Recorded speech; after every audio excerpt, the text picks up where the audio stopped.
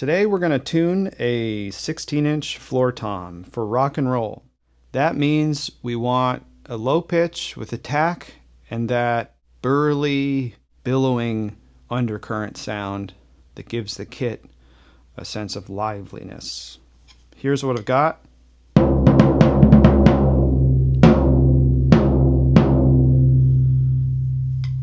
The top is a C and the bottom is a G, so G, A, B, C.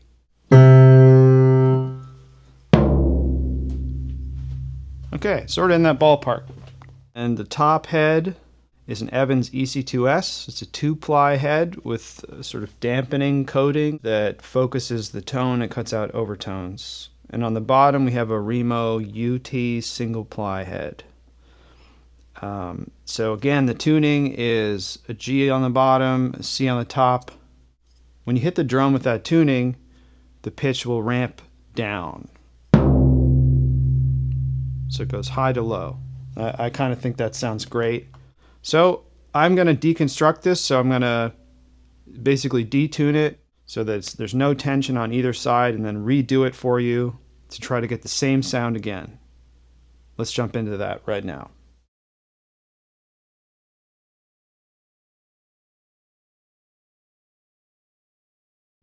One quick note on the TuneBot. I've had an issue with this drum for a while. I brought it brand new, but there's one axis, I think it's this one, that just always seems off to me. So tuning it by ear has always been kind of like a fruitless endeavor.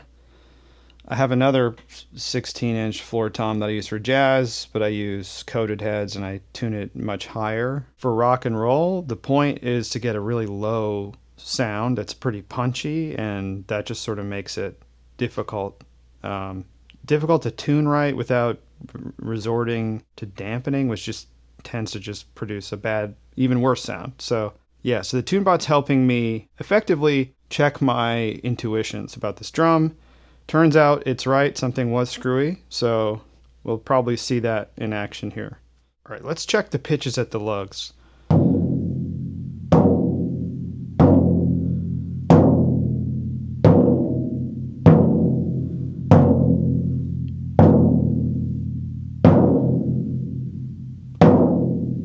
Alright, it's low as hell, but nothing's wildly off, so let's get it up to a G.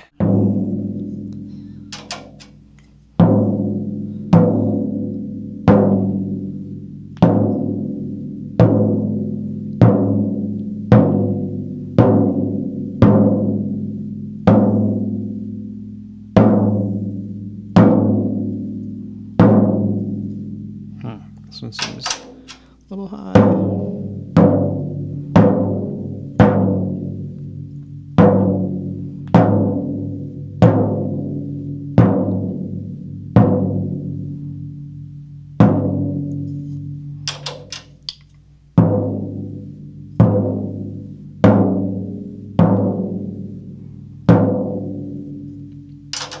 I may come back to this. I don't want to spend too much time trying to get it exactly at 104, but it's a G sharp. I said that like a French person, G sharp. Ooh, what's the point of even... Yeah, we got the paper sound. We need to give each thing probably like a half a turn. Each lug, half a turn. When I do big turns, not just like tiny turns, I generally try to use 2 drum keys and basically turn them at the same time so that the tension is equal on opposite sides of the head, not to warp it. Also, I try to do it in a star, not a star pattern, like a plus, and then I rotate it. The 2 drum keys thing I got from the guy from Indie Drums, who does a nice explanation of that on his website, and the plus and then rotated is from a very popular drum tech. His name's Kenny and his last name starts with an S. I'm blanking on that, but he's great. I'm going to play a C on the piano again just to like reorient us.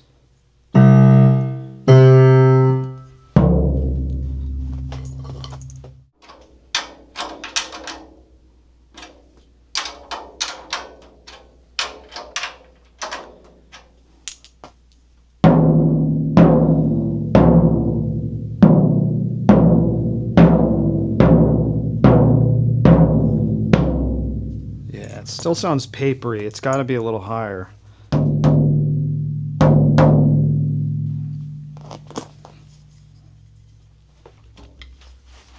Just going to rotate it.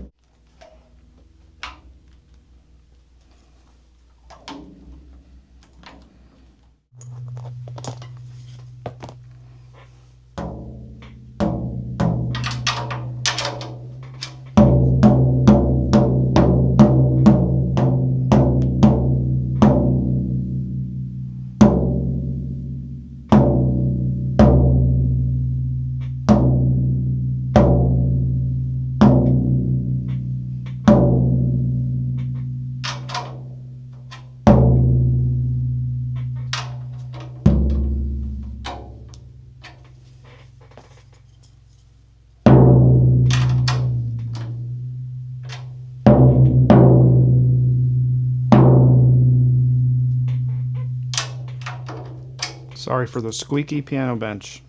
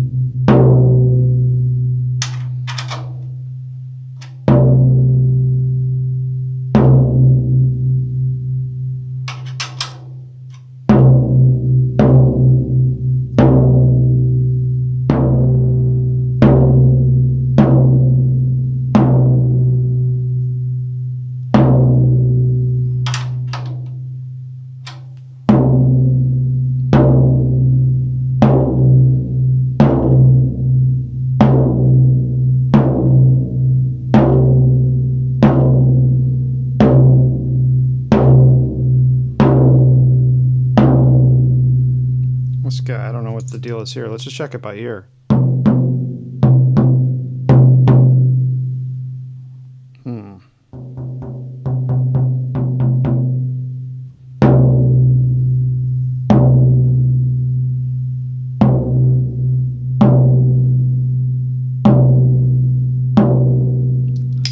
So it obviously matters like how far you hit it from the edge, because that is like, you know, overtones abound when you go toward the edge, and the middle is generally the fundamental. So, but sometimes I do get like the fundamental out here. So I try to hit it like kind of just outside of where the this like sort of coating, this black circular coating is. But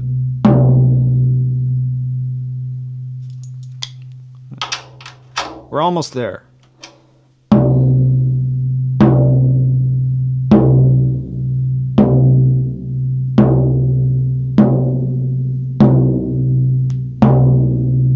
I think it sounds pretty good on this side.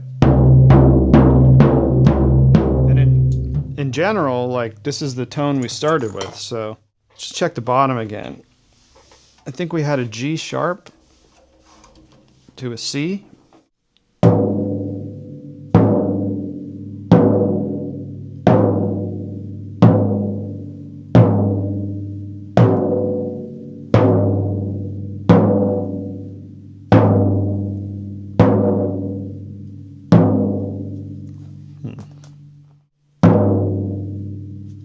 Okay, I'm going to bring this up.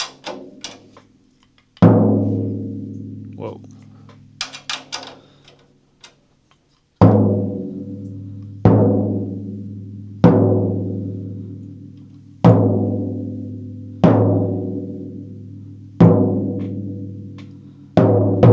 Okay, I'm going to drop these just a tiny bit, and I think I'm going to call it there.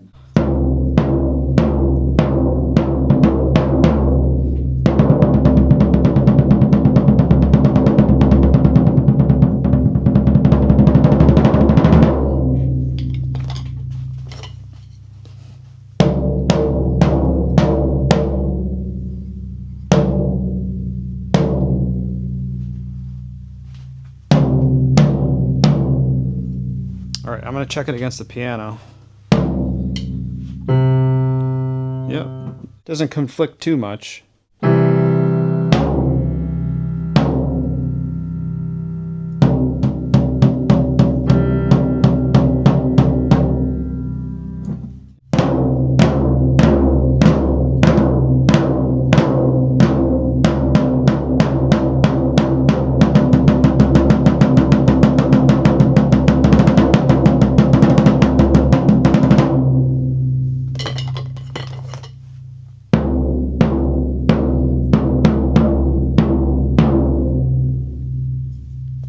And I'll check it against the piano.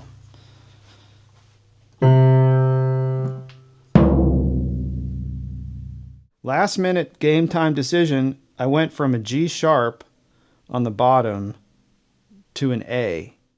So the interval is A, B, C. It's a minor third. So A on the bottom, C on the top. I think it sounds better. Maybe it's subtle, maybe it's just subjective, I don't know, but